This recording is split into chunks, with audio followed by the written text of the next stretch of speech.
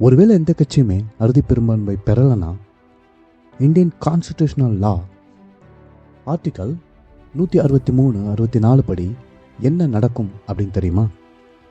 முதல்ல கவர்னர் தான் இந்த சுச்சுவேஷனில் டிசிஷன் எடுக்கணும். அவருக்கு ஒரு விதமான பவர் இந்த சமயத்தில் கொடுக்கப்படும். ஸோ கவர்னர் ஒரு 4 மெத்தட்ஸை யூஸ்வலாக ஃபாலோ பண்ணுவார். அந்த 4 மெத்தட்ஸ் என்னென்னு பார்த்தீங்கன்னா, ப்ரீ போல் அலையன்ஸ், அடுத்து பார்த்தீங்கன்னா சிங்கிள் லார்ஜஸ்ட் பார்ட்டி, அடுத்து பார்த்தீங்கன்னா போஸ்ட் போல் கோலிஷன், அடுத்தது பிரசிடென்ட்ஸ் ரூல். இந்த 4 மெத்தடையுமே இந்த பர்டிகுலர் ஆர்டரில் தான் ஃபாலோ பண்ணுவார். ஏன்னா இதுக்குன்னு ஒரு பர்டிகுலர் வெயிட்டேஜ் இருக்குது. இப்போது முதல்ல ப்ரீ போல் அலையன்ஸ். உதாரணத்துக்கு வெறும் டிஎம்கே மட்டும் இல்லாமல் டிஎம்கே கூட சேர்ந்த அலையன்சஸ், அடுத்தது ஏடிஎம்கே கூட சேர்ந்த அலையன்சஸ், இதை முதல்ல பார்ப்பாங்க. இதில் யார் மெஜாரிட்டி இருக்காங்க அப்படின்றத பார்ப்பார். அதுக்கடுத்தது இப்போது ஒருவேளை டிஎம்கே, ஏடிஎம்கே, டிவிகே இது மூணுக்கும் ஒரு கணக்கு வச்சுட்டு, எக்ஸாம்பிளுக்காக நான் டிவிகேவுக்கு 79 சீட்டுகள் போடுறேன்னு வச்சுக்கோங்க. ஏன்னா அவங்க ஆல்ரெடி மற்றவங்க கூட்டணியில் இருக்கிறதுனால இப்படி போடுறேன்.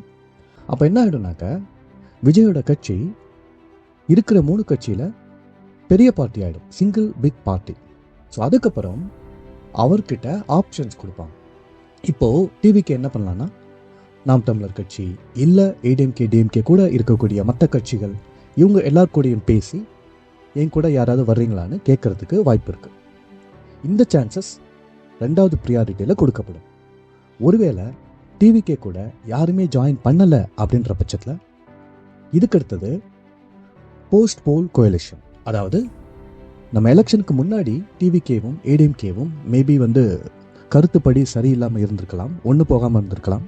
எலெக்ஷனுக்கு அப்புறம் அவங்க இப்போ 3வது ஸ்டேஜில் டிசைட் பண்ணி ஒன்றா ஆட்சி அமைக்கலாம். இதுதான் 3வது மெத்தட். இது எல்லாம் போக 4வது மெத்தட் தான் பிரசிடென்ட்ஸ் ரூல். ஃபார் எக்ஸாம்பிள், இந்த 3 மெத்தட்லையுமே அறுதி பெரும்பான்மை கிடைக்கல அப்படின்ற பட்சத்தில் கவர்னர் என்ன பண்ணுவார்னா, பிரசிடென்ட்ஸ் ரூல் அனௌன்ஸ் பண்ணுவார். அந்த பிரசிடென்ட்ஸ் ரூலில் இருக்கக்கூடிய முக்கியமான விஷயம் ஆர்டிக்கல் 356 படி அதுக்கு அடுத்தது தமிழ்நாட்டில் மறுபடியும் இந்த ரீஎலெக்ஷனை கன்ஃபார்ம் பண்ணுறவரை நம்ம பிரசிடென்ட் தான் தமிழ்நாட்டுக்கு சேமாக இருப்பாங்க. ஒரு குட்டி ஸ்டோரி சொல்லட்டுமா? இப்போது ஒரு லெகோ டாய்ஸ் ஷோரூம்க்கு 3 குரூப்பாக போகிறோம்.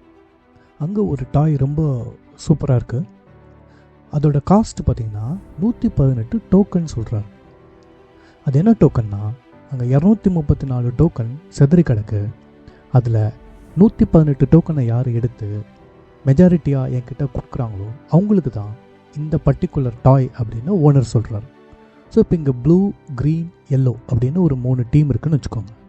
இதில் ப்ளூ டீம் 110 டோக்கனை கலெக்ட் பண்ணிடுறாங்க, க்ரீன் டீம் 90 டோக்கனை கலெக்ட் பண்ணுறாங்க, எல்லோ டீம் 34 டோக்கனை கலெக்ட் பண்ணுறாங்க. இப்போ இந்த சுச்சுவேஷனில் யாருக்கிட்டேயுமே 118 டோக்கன் கிடையாது. அதனால் இந்த ஸ்டோர் ஓனர், அதாவது கவர்னர், யாருக்கிட்டையும் இந்த டாயை கொடுக்க முடியாது. இதுதான் பேசிக்காக ஹங் அசம்பிளி அப்படின்னு சொல்கிறாங்க. இப்போ தான் ஒரு 3 மெத்தட் வருது. அதில் ஒன்று தான் ப்ரீ போல் அலையன்ஸ். உதாரணத்துக்கு இந்த ஊதா டீமோ எல்லோ டீமோ என்ன பண்ணுறாங்க, கடைக்கு வர்றதுக்கு முன்னாடியே 2 பேரும் கையை கொடுத்துக்கிட்டு எவ்வளோ கிடைக்குதோ அதை ஷேர் பண்ணிக்கலான்னு சொல்லிடுறாங்க. ஸோ இப்போது இந்த 90 34 சேர்ந்து 118 அதிகமாக போனதுனால கவர்னருக்கு பை டிஃபால்ட்டாக அந்த லெகோவை கொடுத்துட்றாரு. இது ஒரு மெத்தட். இப்போது அடுத்தது பார்த்திங்கன்னா, அங்கே வந்த 3 குரூப்புமே சண்டை போட்டுக்கிறாங்க. பட் அதுக்கப்புறம் லெகோ கிடைக்காதுன்றதுனால இந்த ப்ளூ டீமும் எல்லோ டீமும் தனியாக ஒன்றா சேர்ந்து ஒரு டிஸ்கஷனை பண்ணி அதுக்கப்புறம் சண்டை போட்டதுக்கப்புறம் ஒன்றா சேர்ந்து நாங்கள் 2 பேரும் இணைஞ்சு 118 டோக்கனை கொடுக்குறோன்னு கொடுத்துட்றாங்க. ஆனால் கவர்னர் பார்த்திங்கன்னா கொஞ்சம் கன்ஃபியூஸ் ஆகிடுறாரு. என்னப்பா அது வரும்போது சண்டை போடிங்க, இப்போ டாய்க்காக ஒன்றா சேர்ந்துக்கிறீங்கன்னு. But anyway, rule is a rule. இதையும் அடுத்து பிரசிடென்ட் ரூல். இந்த பிரசிடென்ட் ரூல் என்னென்னா, இப்போ இந்த 3 பேருமே என்ன தான் சொன்னாலும் ஒத்து வரலன்னு வச்சுக்கோங்க. எல்லாருமே அவங்கவுங்க பிடியில் ஸ்டெபனாக இருக்காங்க.